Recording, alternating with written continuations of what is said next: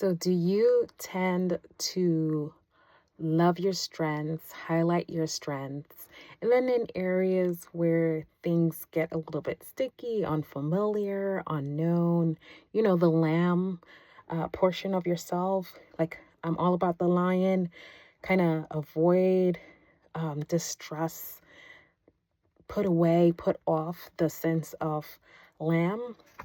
And so you find yourself not knowing what to do with that other part of yourself that's underdeveloped. That's what I like to think of as lacking skills.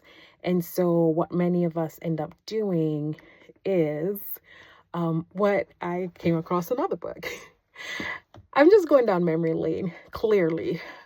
My name is Nicola, and I was in grad school when I was going through this book called Leaving Egypt. And of course, I had to do book review and write a paper, really sit and reflect on my journey, my struggle with pain, with wilderness season, with a sense of lostness, and what do we do when we're in the unknown aspects of life. Clearly, I haven't. If you're listening to the other podcasts, I also have a podcast called Healing for Her. If you listen to the other episode, or what do you call that, YouTube view, I was talking about this book I came across by Henry Nouwen, and this particular chapter, I've had the book for 22 years and just cracked it open as I was clearing out my books. So in that, it was talking about lions and lambs and how to basically allow those two parts to rest together. But I think whether it's through school or society or our own innate sense of self of not wanting to be seen as weak, not want to be found out, not wanting to see our lack, or that we don't know how to embrace our lack, our part that is without something else. And so this aspect that stood out to me as I was just flittering through, I saw these little notes, Oh, I dropped one. Okay, it's fine. I'm on a chair in my closet. I have, just a lot of those sticky notes. And I started reading one of them, and it was talking about coping. And we all cope. And guess what? It's the new year, and we're setting goals. Some of us are looking at what does resolution look like? What does my new schedule is going to hold? What is my focus going to be for this year? What are some habits and what are things that I value? And what do I want to hold on to? What I want to let go of? What I want to introduce as new? One thing I find is that when we are cultivating and creating change, it's impacting like I said, our values, our beliefs, our view of self, whether we think we can or that we think we can't. Like, we might be right, or we're right, or we might be right, depending on what we do with it, of course.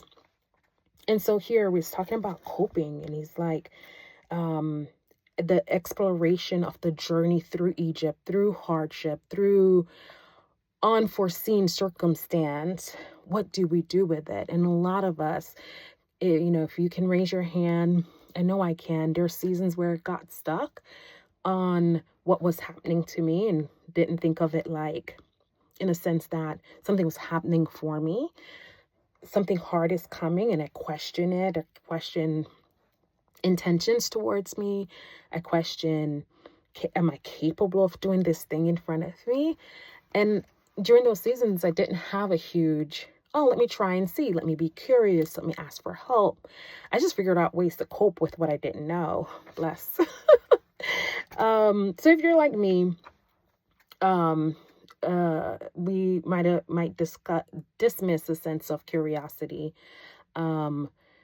without just sitting with and holding pain. Where did I read that?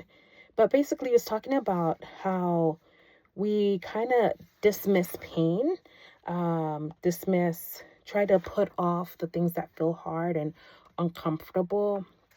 But instead, it's about journeying with honesty and taking an honest look at ourselves. Reveals that our hearts can be addicted to managing our pain, and sin or shortcomings, right? Rather than really acknowledging and embracing them. Pain, we're often like, oof, let's push it back. We don't want to navigate pain, especially if we're having to navigate pain alone. Like I said, I have a podcast and I talk about grief and how this, depending on what happens and how things happen, if we're isolated in it, we don't know how to grieve or make meaning or even allow emotions to, if you will, run its course, kind of like that. Then we can get stuck in this place, and then we're now finding ourselves coping. And this book is really asking us in this section to, how do you cope? Can you notice the patterns and the things that you tend to do to use as band-aids, temporary fixes, if you will, right? That you go to this thing. Is it scrolling? Is it hard work, yard work, whatever? How is it that you're utilizing things to cope? And what is it causing you to move away from versus, even though if it looks good, versus really taking the time and sitting with it? Or when I say sitting with it, working through it, getting curious, doing the work, sharing with someone, confessing with someone, asking for insight. It says he was doing this author was doing like a group work, and he was mentioning one of the ladies who were saying that she copes by helping, and just helping, making sure her spouse has what he needs, making sure her kids are not, whining and things like this, and have what they need. And she says, I cope by helping, which helping seems like such a good factor, but it was not allowing her to really work through getting and touching those places of pain that says I need. That last talk and sharing of the book I shared, it was talking about that our lamb self and how it has needs and it needs nurturing, but instead of nurturing and listening to those needs, we try and go into that strong self, and that can be overworked and become extending itself and overly overwhelmed and overly exhausted, because we don't go between the two. We don't titrate, we don't slow down, and you get what I'm saying, and go through. So one of this quote, he says, to allow oneself to be carried away by a multitude of conflicting concerns, to surrender to too many demands, to commit oneself to too many projects, to want to help everyone in everything, is to succumb to violence. I was like, oof. I get that. And so it's just like a point of reflection, right? As we're entering into the New Year's, as you look and consider yourself this past week, even today, what are some of my band-aids, right? What are some things that I lean into and utilize as a coping mechanism? Be it good. And I'm not saying rip all of that off, but become curious. Curiosity leading to a sense of awareness. Can you do that for yourself? And what are some things you tell yourself? If I think I can, if I think I can't, maybe I'm right. Do I tell myself I'll just be fine? No one will want to hear anyway, or I don't want to be a burden. And so we unburden by utilizing, if you will, maladaptive ways to cope. and things like that. Understand things don't change overnight, and to become like this kind of, and it's not to become this strong person or whichever, but it's just to how do I build a sense of capacity or window of tolerance to hold space for some pain and to hold space for curiosity, moving and inching towards growth. Again, this book is Leaving Egypt. Not making a suggestion to go pick it up and read, but it's an invitation to be curious with yourself on how are you coping. What is something that you might be needing?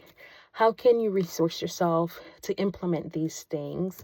If you're a stay-at-home mom, which I was when I experienced a lot of these, of my journey of Egypt and grasping what it means to fulfill this role as a wife, as a mother, as a homeschooling mother even. And then eventually I added in grad school. So believe you me, there was a lot of ways of coping and inserting new beliefs and asking for help and learning how to cope with my changing self. And I'm still changing because it's a new season, but I'm growing. And I hope you are too. If you've tuned in, I imagine you're someone who desires to grow. My mission, I feel like, is to help women, help her heal, help her help, and help her to flourish well. Thank you for tuning in, and I will see you next time.